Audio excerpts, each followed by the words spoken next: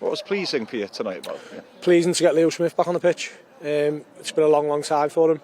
He was great in that early part of the European game, and then obviously it was really unfortunate. He was a huge part in what we did last season. So getting him back on the pitch a little bit earlier than expected is brilliant for him and brilliant for us. You see, likes of Owen and Leo coming on there and giving us more legs and stuff around the place and around the pitch, and yeah, we got a real grip of the game again then. Wel ie, pa mor braf oedd cael bod yn ôl ar y cae yna? Na, mae o'n arbennig o deimlad I fod yma. Eto, hwn di'r injury gyntaf dwi wedi cael sydd wedi cadw fi allan yn fwy na pythefnos. So, mae wedi bod yn anodd, ond hefyd dwi heb gadael o cach dy lawr, cys diwedd dydd ti'n methu newid beth sydd wedi digwydd ac wedi sbio ymlaen a neud siŵr bod chdi'n dod nôl yn gryfach ac yn mentally yn gry hefyd.